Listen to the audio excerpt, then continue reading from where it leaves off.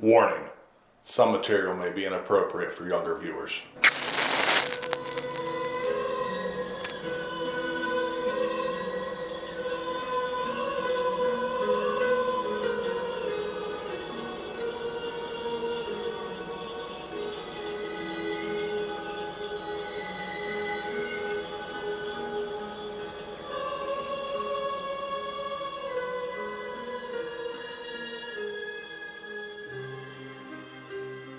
Welcome to the Storytellers. This is where we discuss books, movies, and board games. And all things stories. I'm Nate. And I'm Brian.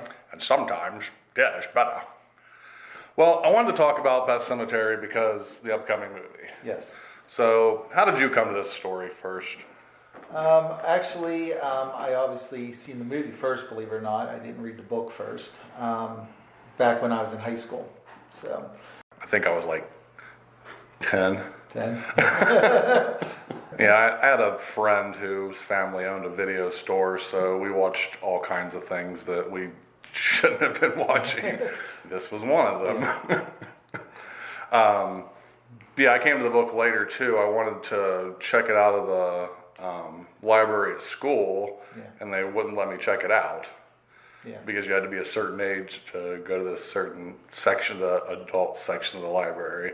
Yeah. So I was like, screw this. So I went to the public library, and I remember standing there at the counter with the book, and it had that old musty smell. It was published in '83. This was probably, I don't know, 1997 or something. I came to the book, and standing there at the counter going, this old bag's not going to let me have this book. I just know it. But she didn't say a word. Yeah.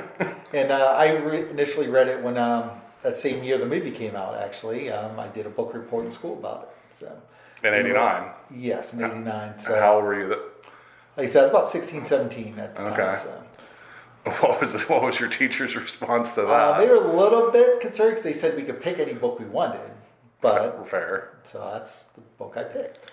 Also, that's kind of the nice thing about books and free speech is books don't have a rating system. So, they're not as frowned upon as, your parents saying you can't watch that because it's, rated R or PG-13 or what have you. Yes.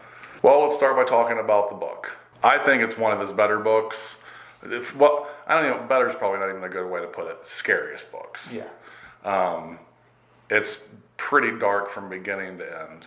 And funny enough, so we both did the audio version for this review. Yeah. We had read the book previously. And the audio version's narrated by Michael C. Hall. Michael C. Hall, who once I heard that, I was like, wow, in this new movie, like, why did they just hire him to be Lewis Creed? He actually did play another character from Stephen King. He actually was in the Dead Zone TV show. Oh, I forgot about that show. You know what? I never really watched it. Yeah, I watched a few episodes of it. I don't think it was people. Yeah. I don't know. I don't remember people saying anything about it. Yeah. I like the movie and I like the book. I do love the movie. But as you can see, right? Yeah, it's on there, the dual pack there. But at the beginning, since I think that was where the audio for the book was recorded in like the early 2000s or something, and there's a preface in there by Stephen King that I don't know if you got this or not, but to me it was almost like an apology. Yeah. For the book. Did you think that? Even he says it isn't. Yeah. He's like, I'm not sorry that I wrote it or I published it, but like it comes off as like he's apologizing for what you're about to read. Yeah. And I think it was more because I think it touched so close to home and he felt he had gone too far in the actual writing of this book and some of the themes in it. So I think that's why he maybe was apologizing. Well, do you want to tell the story about that, about how he came to the book? How he came to the book was he actually had moved out to Maine. Obviously, Ludlow's a fictional town. Right. But he basically moved to a town that's very similar to that, and he's actually working at, I think it was University of Maine College at the time as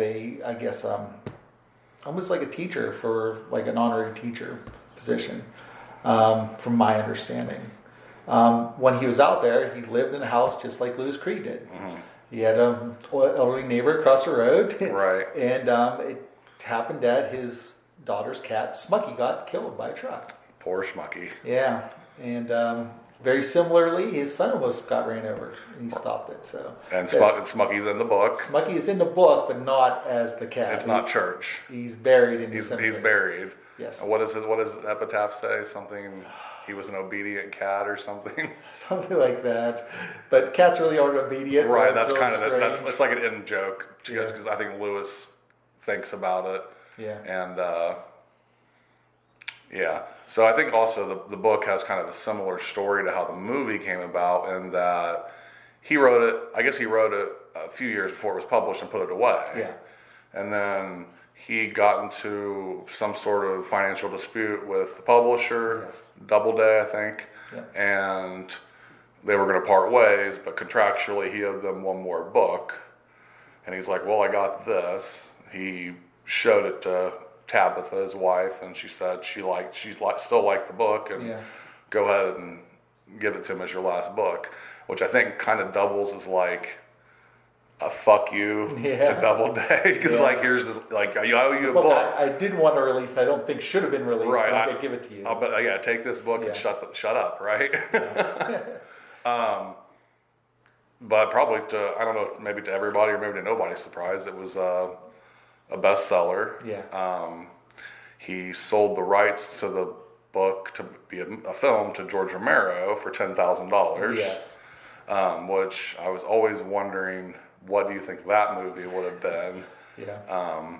The movie we got, I think, is good. Yeah. I always wondered what that movie would have been. But I guess George was tied up doing Monkey Shines at the time. Which, by the way, if any of you haven't seen Monkey Shines, I highly recommend it. Yes. It's great psychological horror and, from a master, George Romero. It's very good. But, so the rights went back to Paramount. And then I think the only reason this movie got made is because during the years preceding it, there was a writer's strike.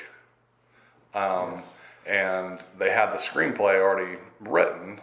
And so things couldn't go into production that couldn't be... the screenplay didn't have to be edited or anything, and so I guess they wanted the horror film. They had a board meeting at Paramount, and I guess the lady who was running the show said, we need scripts that are basically done, and somebody stood up and she said, don't you dare say Pet Sematary. And of course that was the movie they had that was pretty much ready to shoot, and so they shot it, and it was directed by a woman, which there aren't very many women directors or women filmmakers at all. Especially in horror. Yeah. Her name is Mary Lambert. She came out of the 80s music video scene. She worked with Janet Jackson, Madonna, and I think even the Stones did a video with her. She was the director. All right, so let's go back to the book. So Lewis Creed and family, who was Lewis, his wife Rachel, and two children, Ellie and Gage, moved from Chicago to Ludlow, Maine, so he can take on a university doctor job at the infirmary. Yes, that's correct. All the way out to Maine from Chicago, I don't know. Yeah, I don't think it's just like, oh, no, we go to Ludlow. It's kind of strange that the first day they're there, it's almost like right off the bat, bad things start happening. Ellie falls out of the swing, gets hurt, and at the same time, Cage gets stung by a bee. Right. It's really strange. That's very similar to the movie, and that's probably the first point of divergence is that, they pull up. You get the interior monologue of why they're here, and they're moving to this new house. Only he's seen the house, so I guess he must have came out, purchased the house, and then brought the family later. I think they said there was a list of houses, and that's the one he chose. Okay. So, I'm correct. Yeah, that sounds right. And then, the little girl, the tire swing breaks. As she's swinging, looking at the path that leads to the Pet Sematary. The little boy gets stung by a bee, and then Judd Crandall appears from across the street and takes the stinger out. Yeah. In the movie, the little boy almost runs into the road. Yeah, and Judd Crandall says, "Oh no, you don't! Not that road." Great introduction to his right. It's basically the same thing. Yeah. And also, for the movie's point of view, it's a good foreshadowing because obviously we don't get the interior monologue, in a film usually with what's going on with the character. Also something I thought that was interesting in the book is like when we first meet Judd in the first couple chapters, Lewis talks about how like it's weird because I think Lewis is like 35. Yes. He's a young man with a young family, and like he immediately sees Judd as like a father figure that he never had. Yeah, because his father died, I think it was when he was 3. Is that what the book said? I can't remember. Yeah, he was very young when his father died, which is almost like an inverse of what happened in this book, where it's his son that dies instead of the father. So, right. But yeah, he instantly takes a liking to Judd, I think, and respects him right off the bat. Do you think that same relationship comes across in the movie? Because I think they're more like friends in the movie than... Well, it says in the book that he sees him as a father figure, and then as the story goes on, he says something about it's odd when you find like your best friend's an 80-year-old man. Yeah. So they can judge like 85 or something like that. Yes. And I don't know. I wish their relationship in this is very strong. I wish it was a little stronger here, but Fred Gwynne, who plays Judd in the film, has such charm that I think that it's not a problem. Yeah. I don't think anybody else could pull off that accent either in the movie. No, because, well, funnily enough, like when I read the book, and Judd has a lot of lines in this book, maybe as many as the main character. He's basically the second main character in my eyes. Every time I'm reading Judd's dialogue or thoughts or whatever, I hear Fred Gwynne's, ground shower, man's heart is stonier, all those lines. And when in the audio book, he sounds just like Fred. Did you think it was a good impression? It was pretty good. I thought he did an excellent job. He did a good job with all the voices, but particularly that one, like he really went into the character, and it was like Fred Gwynne from Beyond the Grave. Yeah, it's definitely great performance audio-wise. Fred Gwynne, who some of you might know as Herman Munster. Yeah. From the Munsters. He was also in that... he was in My Cousin Vinny. Yeah. He's the judge. What's that? Car something? Car 54, Where Are You? Yeah, he was the main character in that. And he's probably been dead quite a while, ain't he? Yeah. Too bad. Yeah, it's hard for me to see anybody else in that role. But back to the book. So then what happens? Lewis asks him where the path goes. Yeah. And he says, he kind of mysteriously alludes to like, well, I'll take us. There's a story there. I'll take you there sometime and tell you the story too. Exactly. That's probably basically the next part, isn't it? Yeah. In the book. Yeah, I believe what happens is I think right at that point, the truck swings in for the moving all their stuff, and then I think it cuts away to that.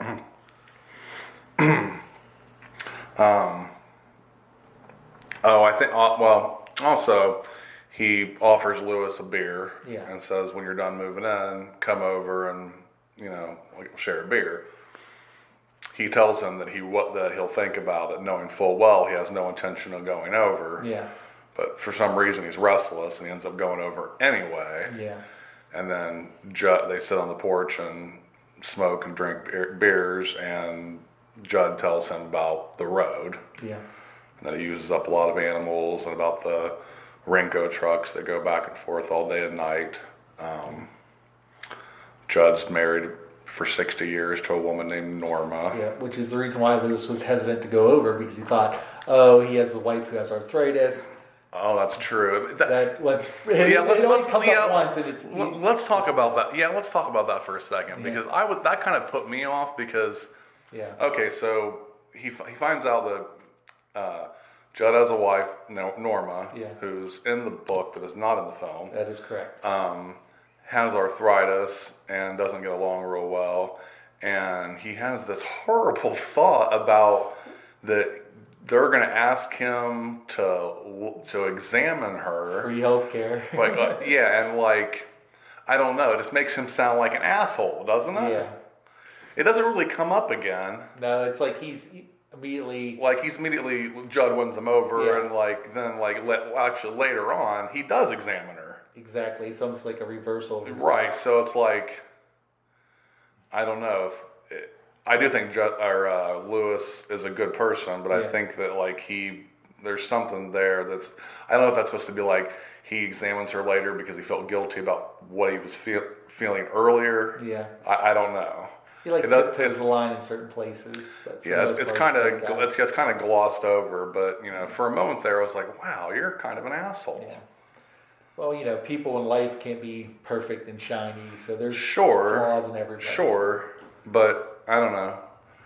You just move to a place, and I don't know. It's just something I wouldn't think of, but we don't need to dwell on. Like, it's not. He does end up helping her, and So Judd tells him the history of the road. I don't think he even meets Norma that night. I think that she's already went to bed. I believe. Yes, I believe so. And truthfully, she's not in the story that much. Most of her parts in the story are mentioned. Yes, she's almost like in the shadows, kind of. Right, she is kind of in the shadows. She like constantly tells like Judd to watch his language, and things like that. She's almost like a conscience for him. Yeah, in a way, which I think is like kind of, I think that's an allusion to how things continue to snowball out of control and go south after the cat dies. Yeah. So then the next day they go to the Pet Sematary, I believe, which is a place that's been there since, I don't know, the early 1900s at least. I don't think he says an exact date. No. I think his dog died in like 1910 or something like that. That is correct. Spot. Yeah. The first time. The second time. What was the second time in 1910? The second time he was buried in the Pet Sematary. Pet Sematary, yes. I don't know if it was what the exact year was, but so it was somewhere around turn of the century. I think it was 1914, because I think he died in 1910 the first time. Yeah, and it was 4 years after. Bring that back up about the dogs. I have a question about the dog later on. So he explains to them that the children of the town bring their animals here and bury them, and there's all these graves made in concentric circles that are, some are actually carved stone, some of them are just wooden crosses, some of them are just junk pieces the kids put together, whatever. The fact that they even mow the path to it. Yeah, keep it well maintained. it's like technically Lewis finds out that technically Lewis owns it. Like it's part of their property. Yeah, the path is a lease. Yeah, the path is a lease. The Pet Sematary and beyond that is a little touchy on who owns it, because I guess there's some kind of lawsuit going on between the Micmac Indians. Their ancestors are suing like Ludlow and whoever else is trying to claim the land. Yeah. Which I don't know why you'd want it. It's so rugged. There's nothing you could do with it, really. I don't know, but I think that's kind of the whole thing. Is like he owns the path, but the Pet Sematary and everything beyond that is like a no man's land. Yeah. But so the kids upkeep the path, through the summer and keep it from being overgrown, and so they go. The whole family goes to the Pet Sematary, which is spelled with an S because kids made the sign. Yep. Rachel, his wife, has a real problem with this place. Yeah. Well, she has a problem with death. Period. That's her. Really, I think not even just death. Yes, death. I think anything medical related. It seems that she has some serious, mental problems with. Yeah. Which we'll be coming to find out it's because of her sister. Yeah. We'll talk about that later. But she's very standoffish with Lewis, and I think that she's kind of a bitch. Yeah. In the book in general, she's very I don't know, standoffish. I don't like she does. It doesn't seem like their marriage is exactly happy. In certain points, no. You can tell, like, right after this. I don't know if we want to get into this part yet. Right when Rachel and Lewis have an argument because of Ellie having a nightmare, I think, after going to the pet cemetery, or was upset about it, was crying. Yeah, we can go ahead and talk about that because it's basically the next scene, I think. Yeah. So, does anything else happen in the pet cemetery? Not really. Judd tries to explain to the girl that, this is actually a happy place, and that, this is a place where you can come to remember, and it's where the dead speak. Right. I think is how he put it in the movie. Right. And you know what? I was trying to remember, but I don't think that is in the book. I do not believe it. Because he says, "Do you know what a graveyard really is?" And she says, "No, I guess I don't." He says, "It's the place where the dead speak," and she gets nervous. He's like, "No, not right out loud. Their markers speak, and they, it's a place they're remembering and speaking." Yeah. And so then there's that line later, "Don't go to the place where the dead walk," which is the Micmac burial ground. Yeah. But I don't think that's in the book. Yeah. It's the same point comes across. Yes, exactly. But obviously in a film, you have to be much more direct and with what you're doing because you don't have, like I said, interior monologue. Yeah. So the little girl has an outburst about Ellie. Yeah. Well, did you notice in the movie her name's Ellen? They say Ellen and Ellie. It's like neither the book nor the film can decide what this little girl's name is. It's Eileen at times. Yeah, in the book it's Eileen and Ellie. Yeah. I've never heard Eileen or Ellie short for Eileen. Yeah, have it throws you off a little bit. You, like, is this an extra character? Yeah, I thought that too. I was like, what? I was like, let us know out there if any of you guys know an Eileen that's called Ellie, because I've never heard of it. Yeah. The only Eileen I know is Come On Eileen. And so they call her Eileen and Ellie, but mostly Ellie, which is fine. The movie calls her Ellen and Ellie. So which makes more sense. So between the two things, this character has 3 different names. Yes. I don't know what that's going on. But it's a theme also that there's people with the same person with different names too later on, also in the book. Oh, what? Missy Dandridge's husband is called 2 different names. Also, is he? Yeah, it's Dan, isn't it? It's David, I think, in one, and I forget what the other one is. I do think it. It switches for some reason. Which is funny because he's mentioned maybe twice and has no lines. No, he doesn't say anything. I think he shakes Lewis's hand at the funeral. And they describe him. I forget what they said. They said something weird about his head, but yeah, I do remember. He had a potato head. No, I don't know.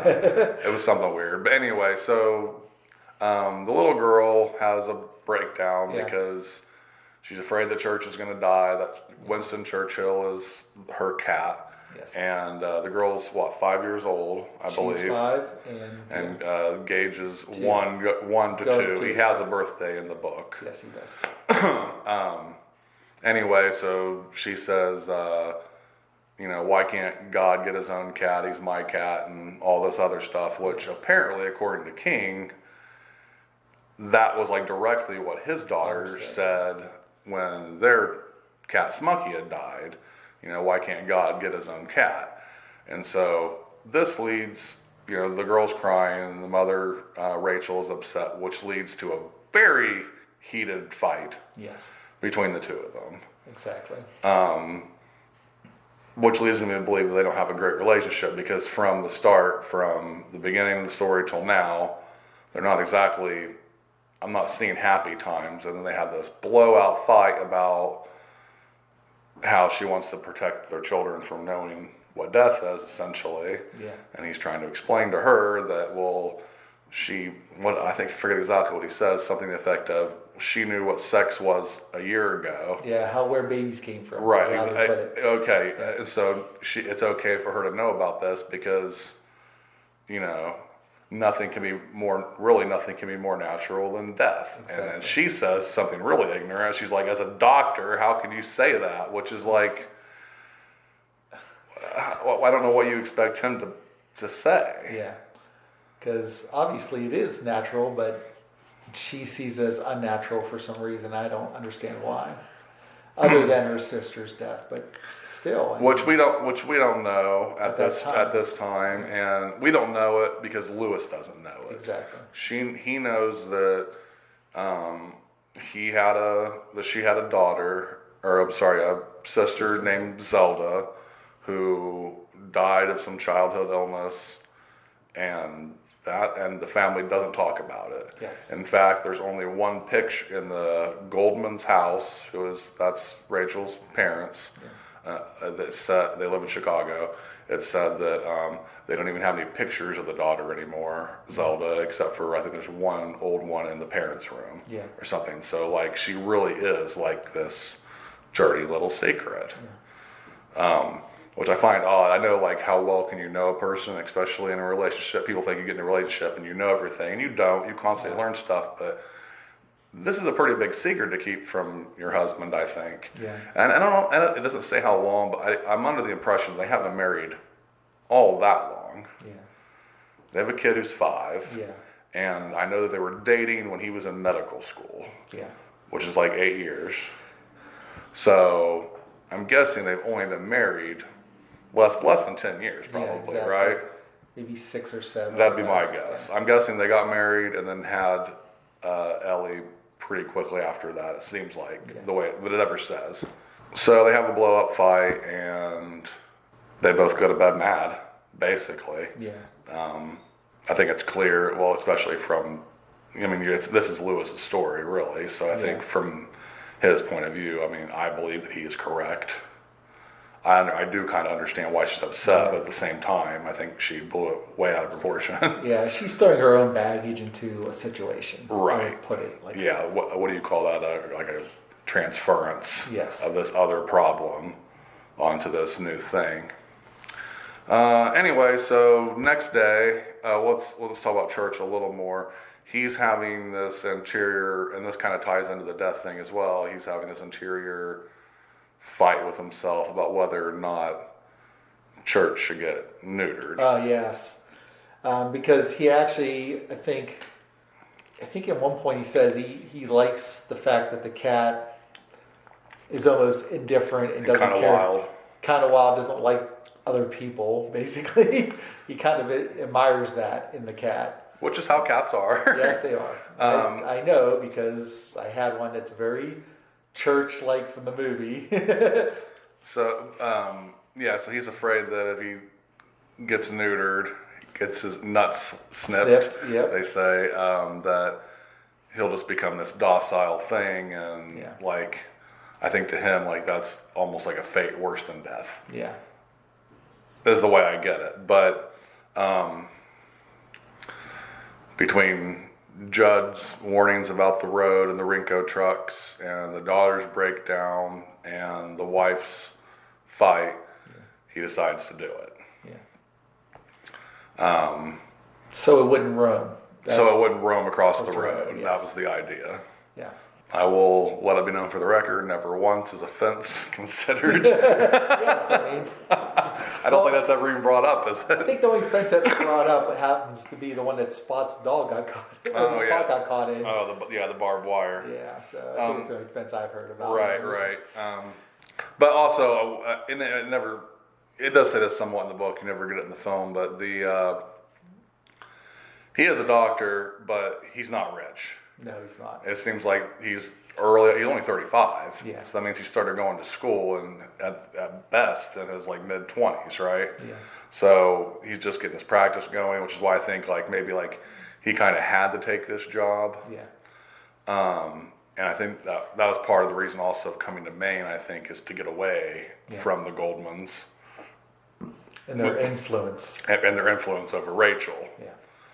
Because, do you want to talk about why him and Rachel got together and what happened with her father? Well, the one thing I remember is that I know her father tried to buy him off. Right. He said that if you leave something to the effect of, if you leave my daughter alone, I'll pay your way through med school, right? Yeah, and it's a big point. With his big fat paycheck. Right, because, they're Jews, right? Yeah. He's Jewish, and I don't know if it ever says what what Goldman does.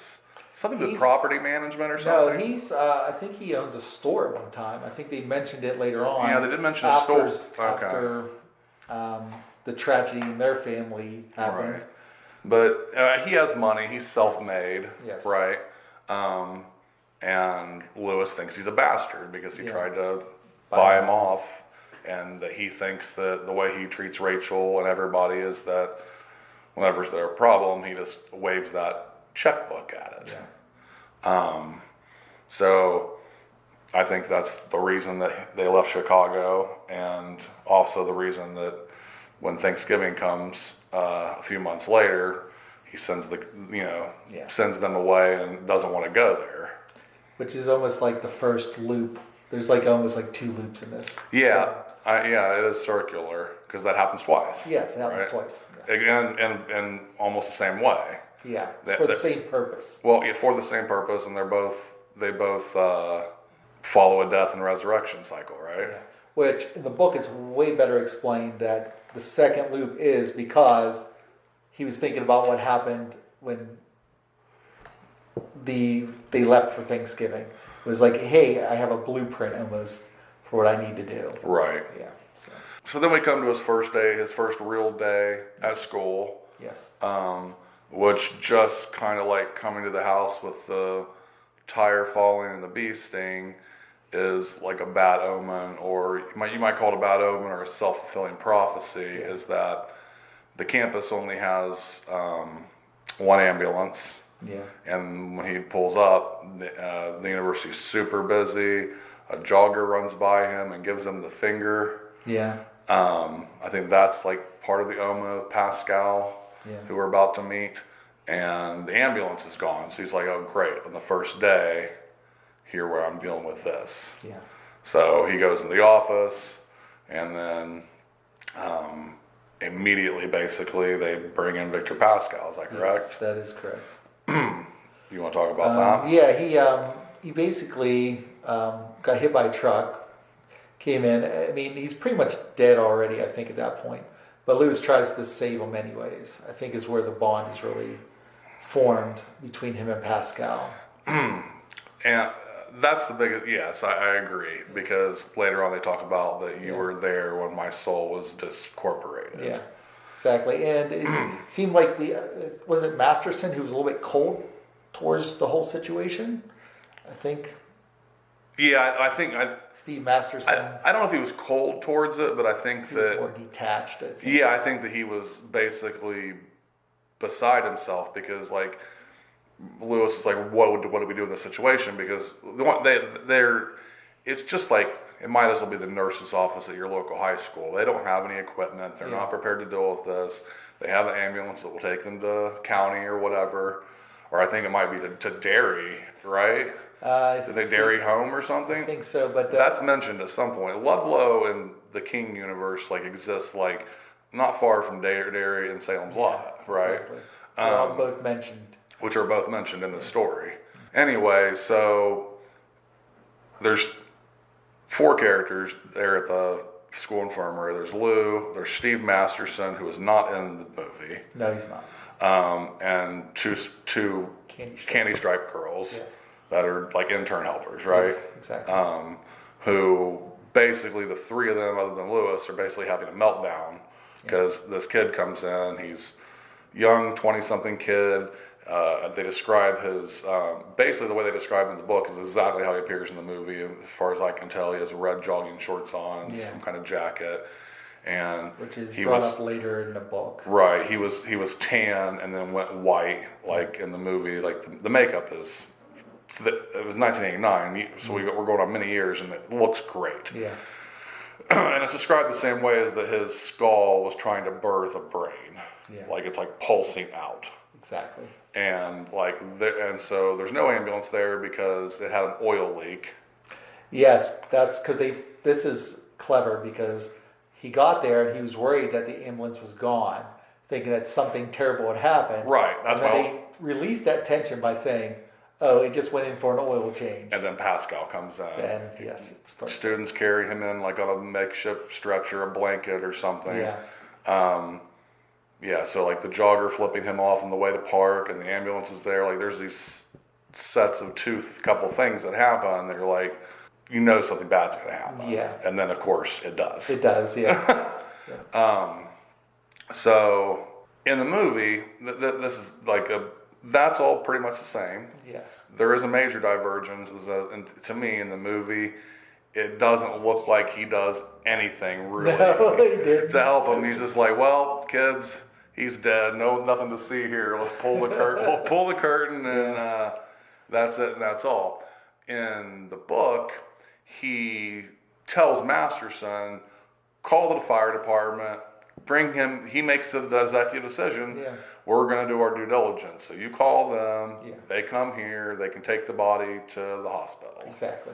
Because somebody had to do something. No one else is capable of making a decision. I guess this was because I think they said that like he get Masterson, and there's like one little scene with them. He talks about like how low their incident rates of injury and things have been in the past few years. So like they're in no way prepared to deal with this. Exactly. And I mean, and let's face it, based on the injuries, he had been hit, and I guess he ran into a tree head first, it says, which is what cracked his head open. Had that been the hospital, if it happened in the hospital's front yard, he still would have died. Yeah. Probably. So he does try to help him that way. In the movie, he does nothing. And it's almost like you can tell, since they were talking about how few accidents, like you were in this valley of peace, and it's starting to ramp up almost through the rest of the story. I think is how I would put it. Like, do you think that, this is complete conjecture, but do you think that him going to the Pet Sematary a few days before this happens, do you think that set things in motion, or do you think these two things are coincidental? Well, we know that something controls what's going on. Sure, to a degree has some influence. So that might be where it started, because they were out there. I mean, I think it's might have been where it starts. I just wonder if, like, in an alternate timeline, if, like, let's say they didn't go to the Pet Sematary till a few weeks after Lewis had already started school, does Pascal still get hit by the car? Probably probably not, right? Yeah. I think so too. I think everything's linked. Yeah, it doesn't specifically tell you that, but it gives you the idea about how, like I said, there's like these couple omens kind of things that happen.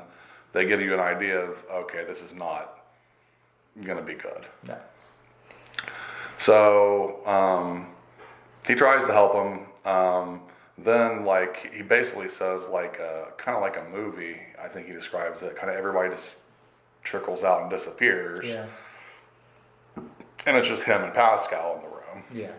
And so then, obviously, then we get another omen from Pascal. He comes back to life. Yeah. And is gurgling. He says, Lewis. Yep. And there's no way that this kid, who they've never met before, he doesn't have a name tag. Yes. There's no way that he can know his name. And he tells, what's he say? That man's heart is stonier. Stonier, yes. And at that time, we don't know what that means. Yeah. Until Judd says the exact same thing later on. So he has this supernatural experience, for lack of a better word. Yeah. Victor Pascal tells him basically that he's kind of like Jacob Marley. Yeah. In a way. Like, something bad's going to happen, and I'm going to, you're going to be visited, kind of thing. Yeah. That's how it comes off to me. Yeah. And he's also a lot more passive in the book. I mean, he's there in the beginning, but he's not mentioned except through dreams and stuff. Right. I think the movie uses him as a plot device to kind of thread these things together, which works. Yeah. And it works, and it makes sense. But Lewis only sees him one time. Yes. Right? Yeah. Even though he keeps thinking about him, because he keeps hearing footsteps coming up the stairs. Right. He's like basically saying, "Go away, Pascal." Basically. Right. Please don't come up here. Or. So Lewis convinces himself that what happened on the operating table, for lack of a better word, the stretcher or whatever, that was just basically hallucination. His mind playing tricks on him. He's been stressed out from the move and from his fight with his wife about death, and that he's all tuned up, and he lets it go. And then that night, Victor Pascal comes to him as a ghost, and he looks the same. His head's all bashed open. He's bloody, and I think his eyes are yellow or something. And very dead looking. Basically, it's to me this scene in the movie is basically the same. Yes. And once again, I love the makeup here. You can see the veins under his skin, and the brain is so it's gooey. It's always on the left side. Yeah, it's so gooey, and I love it. Yeah. It looks great because he's gruesome looking. Yeah. But the character is very nonchalant. Yeah. You know, he's time to go, Doc. We got places to go. Follow me, kind of thing. You know, he's not ooh, I'm here to scare you. Yeah, it's not. Which he is there to scare him, I think, but not. You know, it's not just his presence. It's about the point he's trying to get across. I think. So they walk to the pet cemetery. Lewis convinces himself the whole time that it's a dream. Yeah. Because Pascal walks through a door, and then he tries to walk through the door and just runs right into it. Yeah. Which I thought was kind of a moment of levity. It's kind of funny. Yeah. That's not in the film. Yeah. I remember. I think at some point Lewis thinks back to what would have happened if Ellie had been standing there at the time and watched her father walk straight into a door. Yeah. Something to that effect. Anyway, he leads them to the pet cemetery, and in the film he says, "This is the place the dead speak. Don't go to the place where the dead walk." Yeah.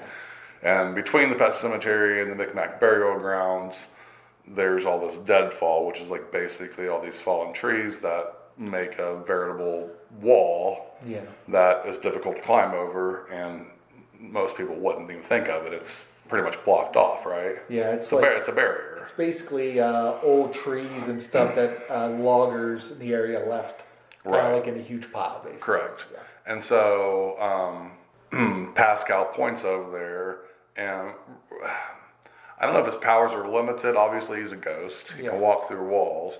But he doesn't give Lewis a lot of information. He points and says something to the effect of, the barrier's not meant to be crossed. Yes. Don't do it no matter what, don't even think about it. Yes. And then, I love this part in the story, in the movie, all this blue, ghostly phantom light, glows through the trees and all this barrier. In the book, it turns into piles of bones. Yeah, bones. There's human bones, there's animal bones, there's all these twisting bones, and also the light, I think, but it's much more this is death. Yeah. So I guess Pascal gets his point across more visually. Yeah. Than just telling him. Well, he says several times, when Ellie's talking about her dreams of Pascal, right? Pascal, that he's allowed to warn but not interfere. Right. So it's all he can do is talk. Right. That's the limit of his powers. Yes. So Lewis wakes up with a start. Had a nightmare. It's the middle, late morning. He's slept in. And he goes to get out of bed, and his feet are covered in mud. Yes. I remember when he's walking to the pet cemetery at night, he has a real vivid thought in his head about, wow, this is really a lucid dream, because he could feel the pines off the trees hit his feet, he was stepping on the pines. Pine needles, the pine needles, and he could feel them, and then a branch or something scratched him going down the path. Yeah. And he wakes up, he has a scratch, his feet are caked in mud. So what does he do? So he takes the bedclothes and nopes them right down the laundry chute. That didn't happen. But then he's so they have this not nanny, really housekeeper. Yeah. She's kind of a nanny. She does babysit. Yeah. So she doesn't live there, but she's a housekeeper, and she sometimes watches the kids.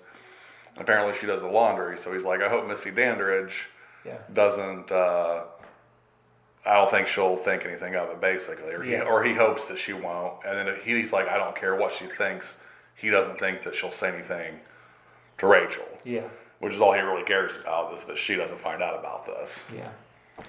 In the movie, there's this lady named Missy Dandridge, who's the Housekeeper. Exactly. Her character, I think, has been like rolled up into like 3 different characters in the film. Yeah. Like, I think she's Missy Dandridge, but she's part Norma. Norma, yes. From across definitely. the street, and she's partly the trucker. Yeah. Who ends up running over Gage. Did you notice that? I'll explain that later. Yeah. But she really serves no purpose in either story. Yeah. In my opinion. Yeah. She, especially in the book. Other than she's mentioned. She's a placeholder babysitter to watch the kids like 2 different times. And other than that, she has nothing to offer. Yeah. She really has no character to speak of.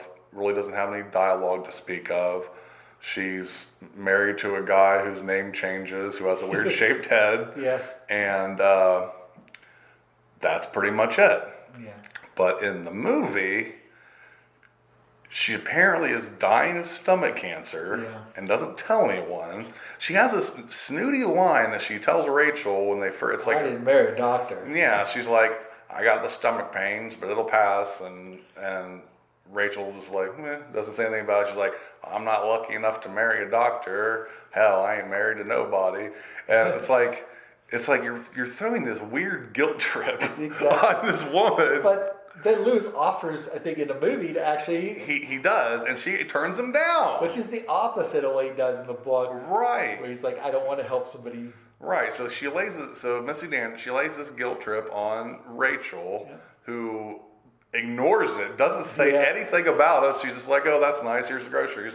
Yeah, my daddy's rich, I don't care about Well, I think that goes back, maybe it's probably not out of character because she doesn't want to talk about medical things. Like I said, it's not just death. It's like anything that's even borders that subject. Yeah. So anyway, she guilt trips her on that, and then later on she says something very similar to Lewis, who's like, I could have a look at that stomach if you want. She's like, oh, it'll pass. It always does. Yeah. And then a few scenes later, we'll get to that. I think the cat happens first, right? Cat happens first, yes. So then we come to Thanksgiving. And by this time, they've been living there for months.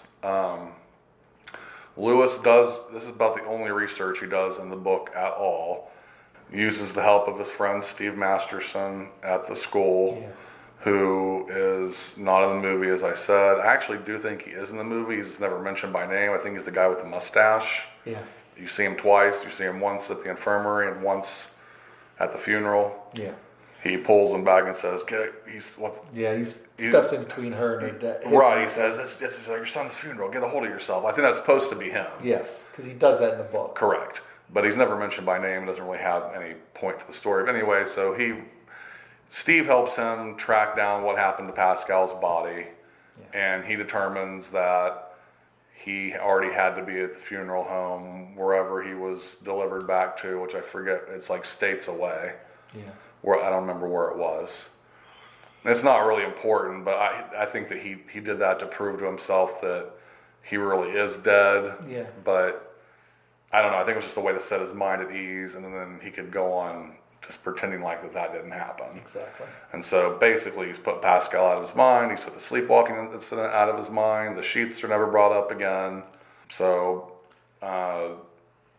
The book goes through several seasons, and so basically this part of the book spends time with just basically him and Judd and Norma to a smaller degree, palling around on their porch, drinking iced tea or beers. Judd's a chain smoker, from what I get out of it. And they just basically talk about the town. Judd actually tells him about Cujo. Yes, he does.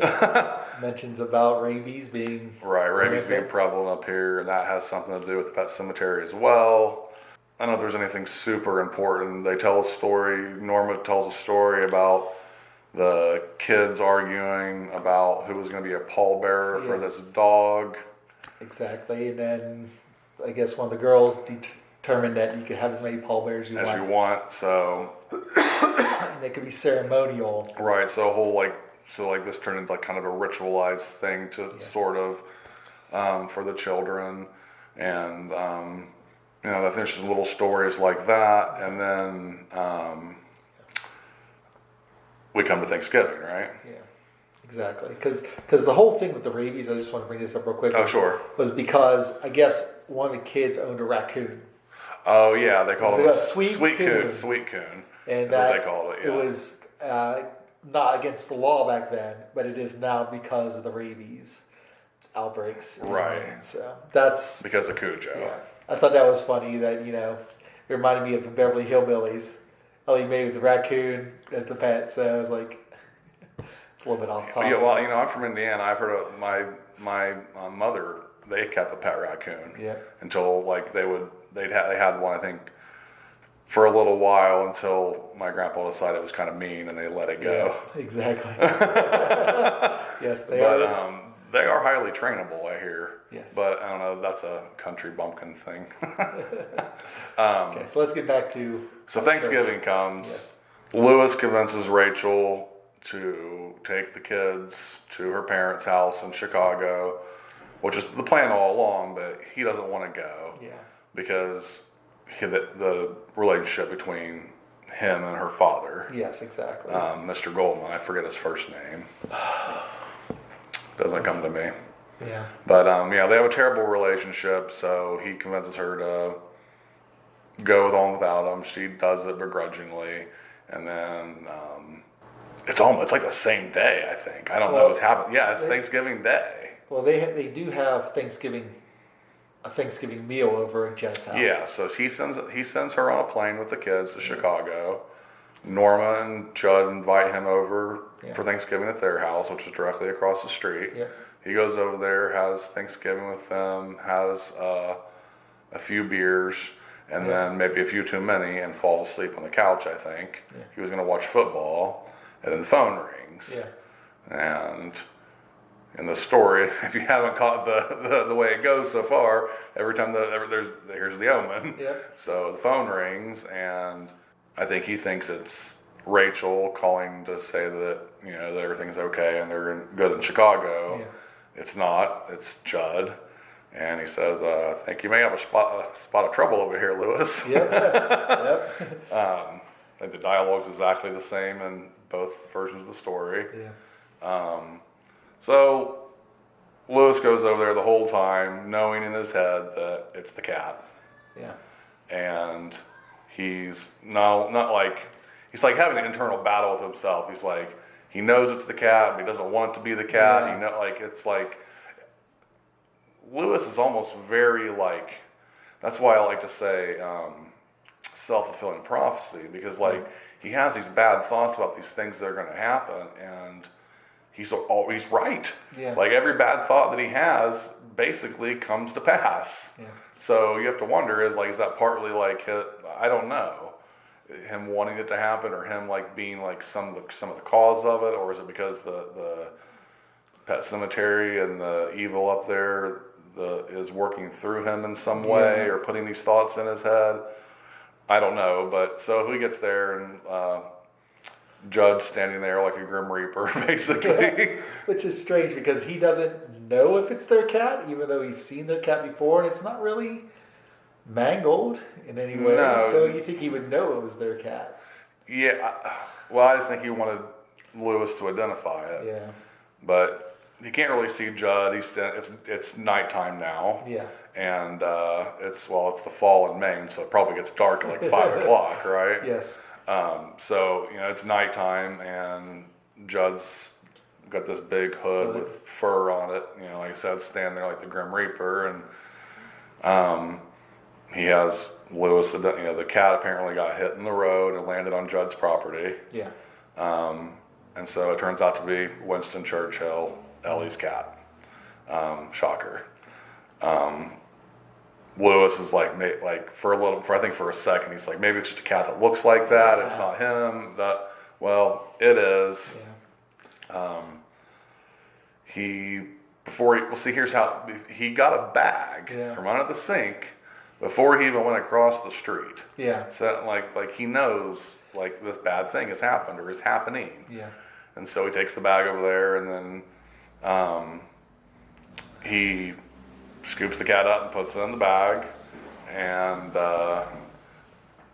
I think he says something about its neck, its head swivels on. Yeah, its head swivels on its neck like ball bearings. But so the cat's neck's broken, but other than that, it's not really damaged. I think it had a little blood on its fur or something, but it's basically fine. And in the movie, they had one of the greatest sound effects of all time. Oh yeah, it sounds like it's like. And it looks great. It looks real, don't it? Like whoever was in the effects department for that movie, kudos, because that looks like a really dead cat. It really does. And also, he's not sure. He wants it to be a cat that might just look like Church, but he has that thought twice. Mm-hmm. Once before it's buried, and once after it's buried. When it comes back. Yes. Correct. It's like, that must have been another cat. So they have a conversation then about, are you going to tell Ellie? What are you going to tell her? And Lewis doesn't know. I mean, I guess his first reaction is, well, hell no, I'm not telling her. Well, not today anyway. Yeah. So then Lewis goes back home. Lewis goes back home. And in the book, he's working in his garage when Church comes back. No, I'm saying before, so that we had to get up to the Pet Sematary. Oh yeah, I think he does, and then Judd. He goes back home, and then Judd shows up, and he's like, "We got something. There's something I need to show you." Yeah. Well, he's like, "We're gonna bury the cat." He tells them we're gonna bury the cat, which Lewis he's like, "Right now, like it's the middle of the night. It's Thanksgiving Day." Yeah. I think he's still somewhat tipsy from drinking earlier, and they had a big meal, obviously. He's not up to this. But Judd basically tells him, get your shit together, we're going now. Yeah. And he has like a pickaxe. He has a pickaxe and a shovel, and he's ready to go. So Lewis puts his boots on or whatever, and they go to the Pet Sematary, and they get there, and they go up to the barrier that Pascal told them not to cross. Yeah. And it doesn't look like bones this time, of course, but Lewis is like, this old man's gonna break his neck. Yeah. But what actually happens is he tells them that it's dangerous, but don't look down and keep moving. Yeah. Right? Same thing happens in both versions.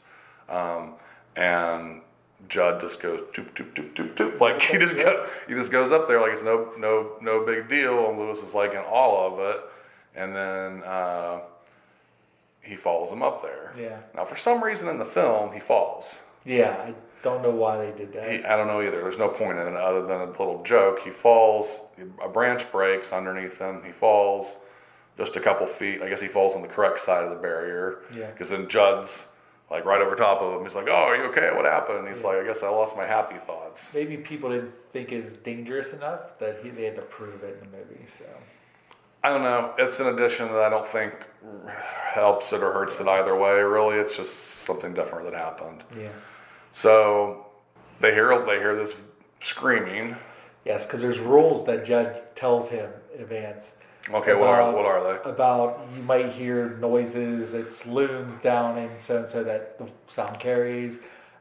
He said something about, I think it was like ghost lights. Yeah, you might see St. Elmo's fire. You might see, some people call it ghost lights, some people call it St. Elmo's fire, but it's nothing. It's gas swamp or whatever. It takes weird shapes. Yeah, if you see something, just look away. If something talks, you don't talk back. Right. Or something like that. I think he's like the speech that he gives them to me is very reminiscent to the speech that Dick Halloran gives Danny in The Shining. Yeah. He's basically like, if you see scary stuff, just look away from it. Yeah, it's not going to hurt you whatsoever. He's like, just ignore it and look away and keep moving. Yeah, so he got bad advice. So they go through the forest and they hear this thing screaming, which Judd tells them is just a loon, ignore it. Then the two stories diverge. Yeah. We come to a place in the book called Little God's Swamp. Yes. Which is not in the film whatsoever. Yeah. Also in the film, they go there during the day. Exactly. And they end at night. I don't know why, because it would have way spookier. I don't know. But that whole scene is in like broad daylight. It's like, I don't know, it's during the day. I don't know why.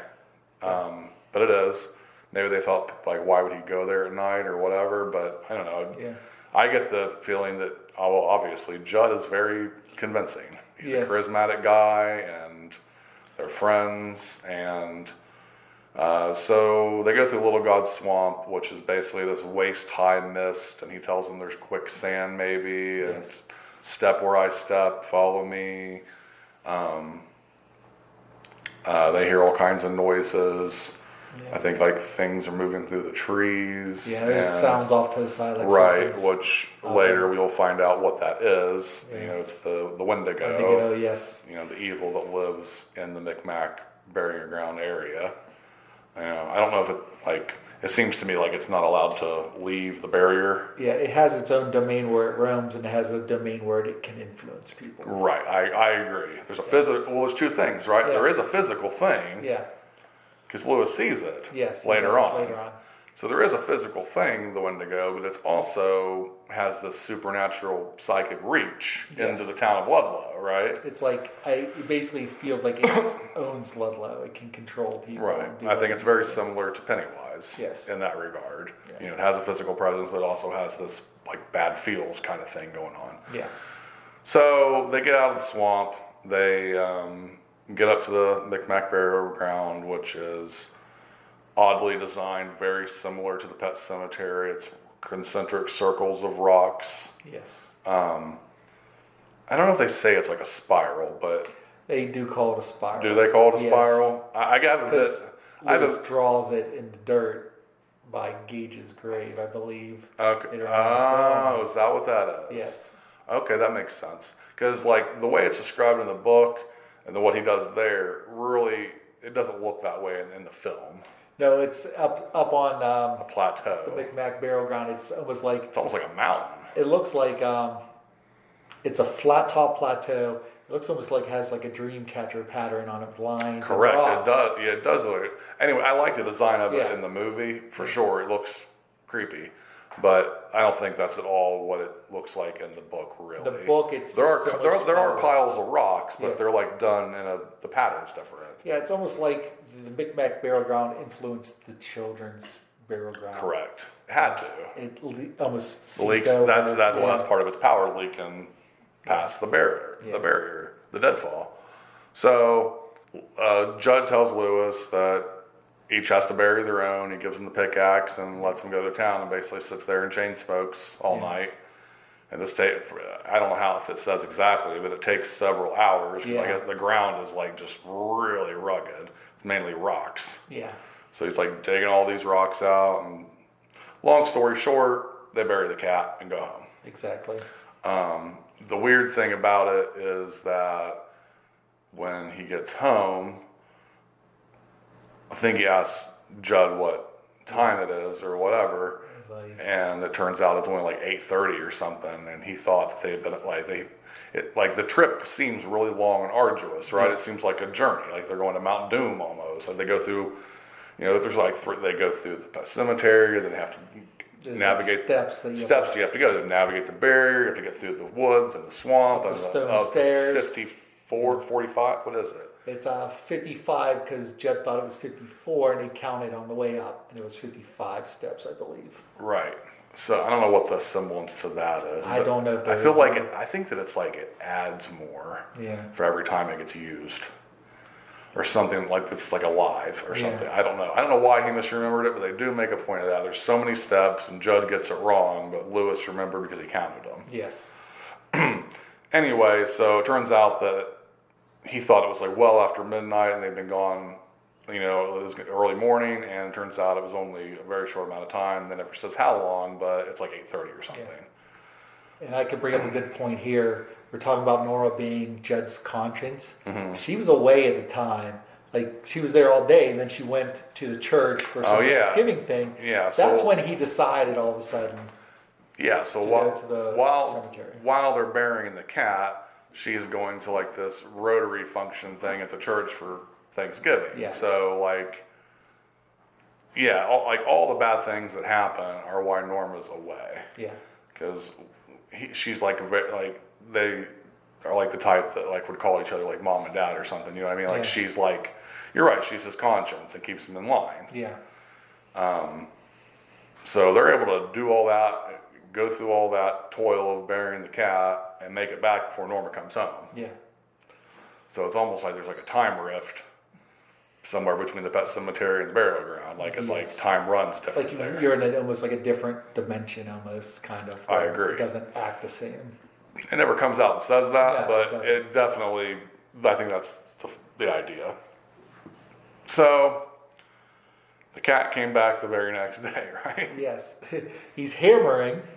So he's in the garage, and what the book does is way more spookier than the movie, I think. Yeah. So in the movie, well, here's the thing, how can you do it? Okay, so in the movie, he's messing around with something, and he's in the garage also, or the basement or something. And church is up. And he just turns, and it's there, and he's like, shit. It scares the hell out of him, which rightfully so. Yes. But in the book, he's in there just working in the garage, and he knows it's coming. Yeah. He expected it. He expected it, yes. Though he didn't know why he went up there, he's expecting. He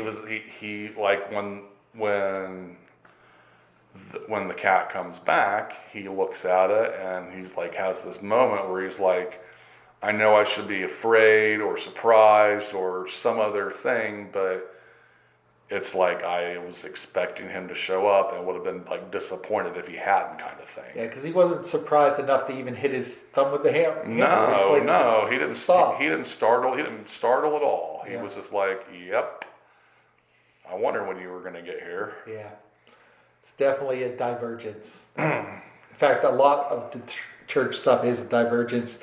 Just in his general demeanor, he's much more.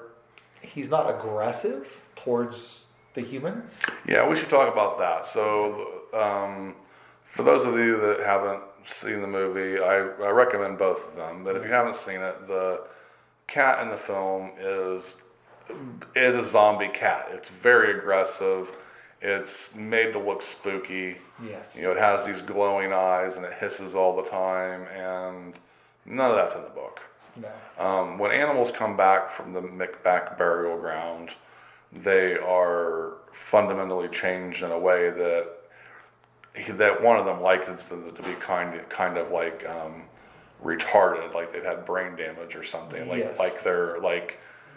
They're not aggressive, but they're not right. Yeah, and they smell. Not only that, they're also you expect a cat to be graceful. And church constantly he's running into walls. And there's one time where the family comes back from Thanksgiving, so now he doesn't have to tell him what happened.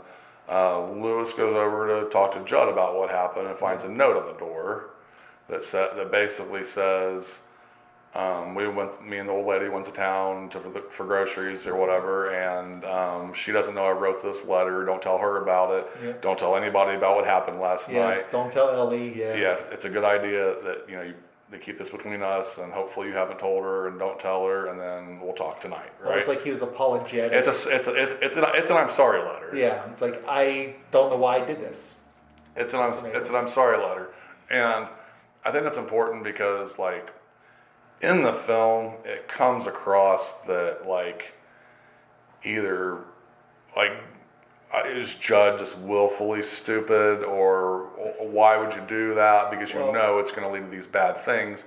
And the book does a much better, obviously it's a source material, but this does a much better job of telling us that the way the Micmac burial ground works is that, first of all, you're only going to know about it if someone took you up there. Yeah. You might know that it exists, but the power can't touch you unless you were physically taken up there. Yeah. And then once you have been, there's something about that makes you want to do it to somebody else, because now you have this secret. At least it can influence you more. Right. Because there's other people that have not been there that were influenced also.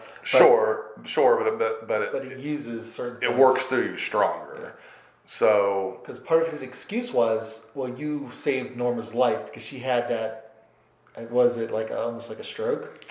She had a cardiac event. Yeah, and he was over there at the time and stabilized her until she could get to the hospital. Yeah, I guess we did gloss over that. Yeah. So it was on Halloween night. Yeah. So let's back the truck up a little bit.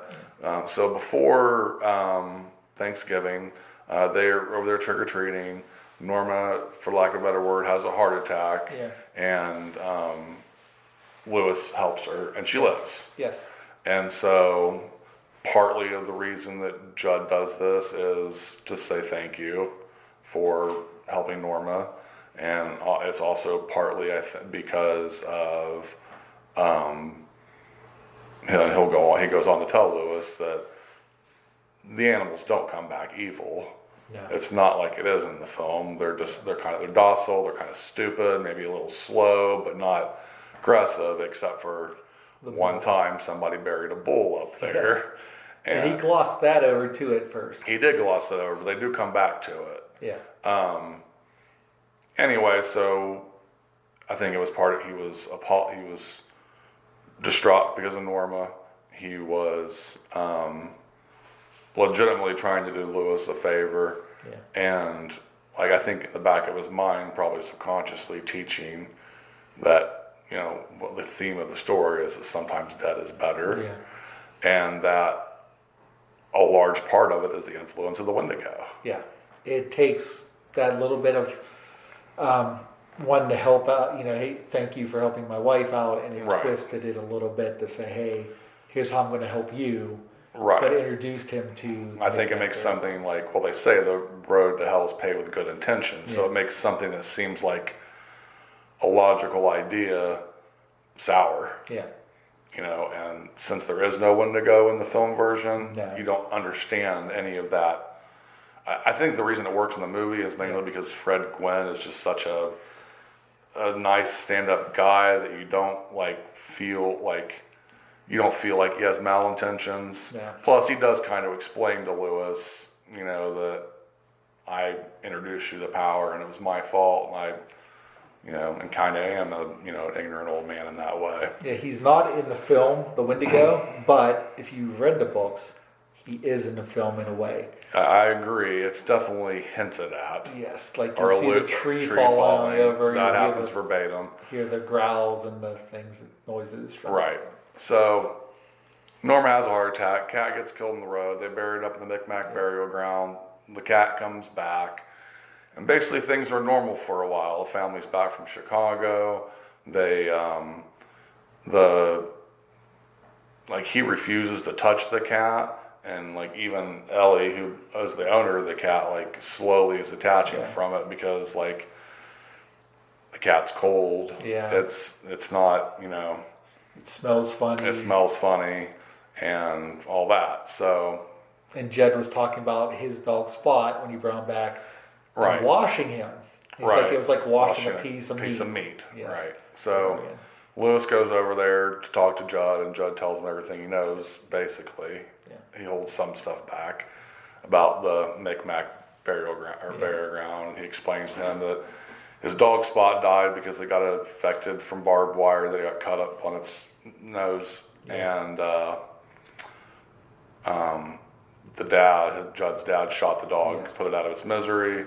And the old town drunk. Yes, the rag man. The rag man takes him through all the steps that he took Lewis through and buries the dog there. And he brings the dog back. The dog comes back to life. Yes. And once again, here's a divergence in the movie. In the movie, the dog comes back like Cujo. Yeah, he's growling and... Right. The mom's like, come get your dog, Judd. He smells the earth you buried him in, which is in the book. But it's different. She's in the kitchen. Well, the father says that to him. Because Judd washes the dog. He says it's like washing a hunk of meat. Yep. And then the father comes home and sees it and is like, you need to wash your dog. Yeah. And so he washes him twice, and then his mother never touched the dog again. No.